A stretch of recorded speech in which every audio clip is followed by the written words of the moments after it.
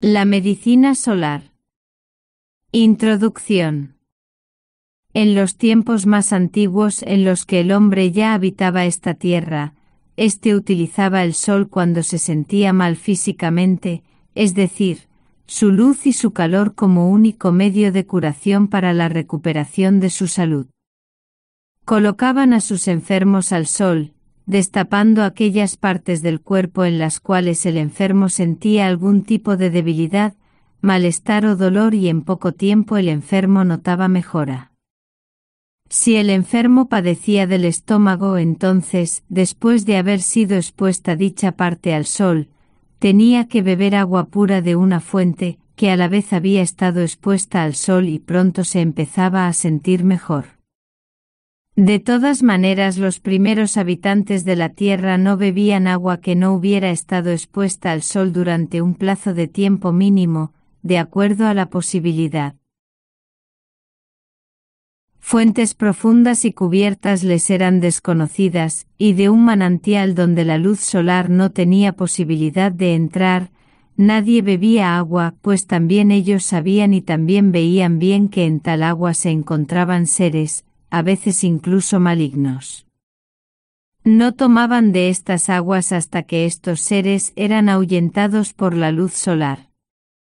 Ved, en lo hasta ahora mencionado se encuentra una profunda verdad, pues la luz solar lleva, tal como os la podéis imaginar con facilidad, espíritus más puros. Estos espíritus tienen una gran familiaridad con las partes substanciales del alma del hombre. Si con la intervención de tales espíritus puros se le aporta un seguro reforzamiento al alma, entonces el alma, fortalecida, es capaz de combatir con facilidad y rapidez cualquier tipo de debilidad ocasionada, porque la salud del cuerpo depende única y exclusivamente de un alma suficientemente fuerte. Siempre donde aparezca cualquier debilidad en el alma, es decir, en sus partes substanciales, y el alma misma no pueda, siguiendo un camino ordenado, procurarse una fortaleza en las partes debilitadas, se dirige entonces a su propio espíritu nervioso y extrae de éste lo que le falta a ella. A cambio de esto se produce entonces en los nervios, como en unas pilas eléctricas descargadas, una carencia clara de aquel fluido vital, por medio del cual únicamente se puede conservar su tensión correcta. Los nervios, debido a esto, hambrientos, succionan un alimento todavía poco puro de la sangre, y cuando esto sucede se produce de manera muy normal un proceso de vida contrario a la naturaleza de la carne. Como consecuencia de esto pueden surgir múltiples enfermedades según la parte del alma que se haya debilitado. Pero como que en los espíritus del sol, puros o evolucionados, se encuentran todas aquellas sustancias del alma de las que consiste el alma misma, es fácil para esa extraer de ellas aquello que desapareció y que era necesario para mantener su fortaleza. De esta manera vuelve a reconstruirse el antiguo orden, en su espíritu nervioso, y se restablece en los nervios y en la sangre la tensión vital correcta y natural. Precisamente por este motivo y además en numerosos sentidos la verdadera homeopatía es preferible a la alopatía. A través de la homeopatía se aporta lo espiritual al alma, aquello que le es familiar a ésta, y el alma misma se convierte en el médico de su cuerpo, en caso de haber absorbido algo externo que la haya debilitado. En la alopatía, en cambio, el cuerpo es obligado a volverse primero el médico de su alma. Así, únicamente en cuanto ésta se haya curado a través de un gran sufrimiento del cuerpo, podrá comenzar retrospectivamente con la recuperación del mismo, cosa que es, sin duda, el camino menos adecuado para la recuperación de la plena salud corporal. Es fácil, pues, ver lo larga y difícil que es la reconvalescencia del cuerpo y del alma. Por lo tanto, según esto, la homeopatía es un correcto método de curación. Sin embargo, cabe mencionar y distinguir entre las dos homeopatías existentes, primeramente una especial, elaborada por Hahnemann, que evidentemente en cuanto a su éxito es insegura, pues un médico hábil no siempre es capaz de reconocer con certeza dónde y qué partes del alma están debilitadas. Debido a esto, él no puede emplear y activar lo verdaderamente específico del alma. Un médico renacido en el espíritu sí puede hacerlo, pero para un médico que aún no ha renacido del todo o, como suele ser en la mayoría de los casos, ni siquiera ha empezado a renacer, es difícil o incluso imposible. Por este motivo es preciso fijarse más en la homeopatía de la segunda clase, a la que yo denomino homeopatía general, para diferenciarla de la primera. Con esta ningún médico, incluso uno de poca habilidad, puede fallar. Precisamente este tipo de homeopatía trata de lo que yo os anuncié anticipadamente el 16 de julio de 1851 sobre la fuerza curativa de los rayos solares. Como es de esperar, os plantearé ahora la siguiente pregunta: ¿cómo es posible tal cosa? Un caso os lo he mencionado al principio. Este caso es, o mejor dicho, sería suficiente, si las personas actualmente tuvieran en cuenta la forma de vivir que antiguamente se desarrollaba. Para la actual forma de vivir, en la que el alma más bien es privada que nutrida de algunas partes a causa de la alimentación artificial, siendo esta además pésima, la utilización de la luz solar, como lo hacían antiguamente, sería demasiado pobre. Por este motivo quiero proclamaros varias clases, así como el régimen necesario correspondiente.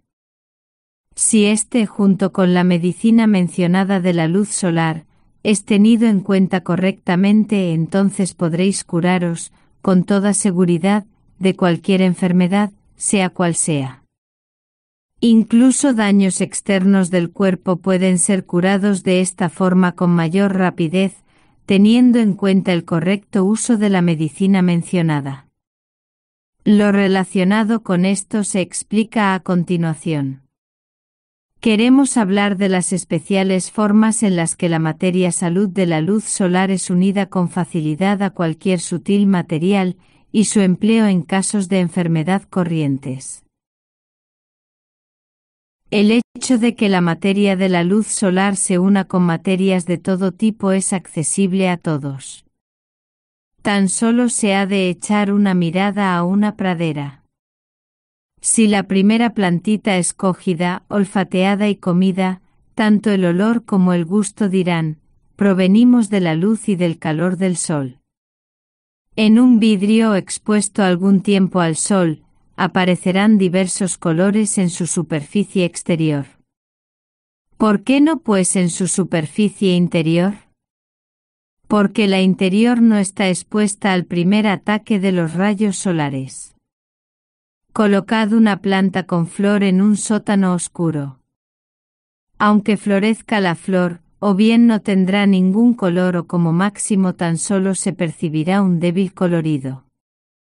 De esto se deduce que también los colores de las flores y los de los frutos son obra de los activos espíritus de la luz del rayo solar. En aquellos países que vosotros denomináis los cálidos, el juego de colores es, tanto en las plantas como incluso en los animales, mucho más vivo y generoso, al contrario pues de las zonas templadas y sobre todo de las frías, en las que el tono general se acerca al gris. De un fuerte y agradable olor no cabe ni hablar, y en cuanto al sabor, este suele ser duro y ácido, acercándose a la amargura de los espíritus desterrados en el interior de la tierra. Alguien podría objetar en cuanto a esto: si, según esto, todas las diferentes especies del mundo vegetal, animal y mineral, sobre todo en las zonas cálidas, poseen en sí tanta materia luminosa del sol, entonces no sería preciso ningún tipo de procedimiento artificial para eliminar del sol, artificialmente, a través de este procedimiento, lo que sería posible conseguir de manera natural sin esfuerzo alguno? Esta objeción es correcta y hasta ahora toda medicina se ha basado en esto. Cualquiera que utilice algún tipo de hierbas medicinales notará con seguridad algún efecto, pero ninguna hierba está constituida de manera que pueda absorber la materia luminosa, salud del sol, así como así. Toda planta absorbe únicamente lo que a ella le corresponde y por lo tanto no es capaz de asimilar nada más que esto, pues, según su constitución, solo retiene de la luz solar lo que le corresponde y conviene. Si un médico en un alma enferma pudiera investigar con exactitud qué esencias vitales se han debilitado o incluso cuáles faltan y además conociera la hierbecita provista de estos elementos vitales, entonces podría devolver de esta manera, con toda seguridad al alma enferma, o lo que es lo mismo, a una persona enferma, la plena salud.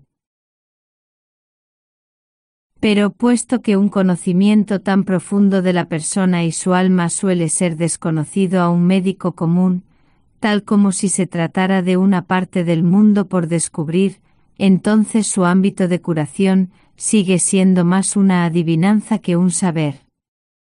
Aquello que el hombre se ha apropiado a través de la experiencia y a través de pruebas, raras veces bonitas, al utilizar la fuerza curativa de las plantas, los minerales y los animales, lo emplea normalmente para curar los enfermos. A la mayoría de los médicos podría aplicárseles el proverbio del norte en el que un médico así es comparado con una especie de porra. Si ésta acierta afortunadamente la enfermedad, entonces el paciente mejorará, sin embargo si le da al paciente en vez de dar a la enfermedad, entonces éste morirá. Aquí no se trata de la práctica de antiguas experiencias o de nuevos experimentos para la curación del hombre, sino de un arcano que, mientras lo permita la máquina del cuerpo, sea capaz de volver a revivir la humanidad enferma. De la misma manera que la luz de la primavera revive las plantas y animales, suponiendo que el organismo sea proclive a tal revivir. Cabe mencionar que una vida eterna del cuerpo, junto con su alma, y en esta tierra, tal como lo sueñan algunos médicos, no existe. Pero con la posibilidad del hombre de prorrogar su vida en relación con mi orden establecido, éste puede llegar a una elevada edad con una salud muy buena si tiene en cuenta el régimen adecuado y además el correcto empleo del arcano. Puesto que necesariamente hemos anticipado esto, y gracias a estas explicaciones, todos podemos comprender cómo las diferentes esencias de la vida de los rayos solares están conectadas con la naturaleza. Ahora pasamos a la forma de tal mecanismo receptor de rayos solares. Fuente: la fuerza curativa del Sol, recibido por Jacob Lourbert.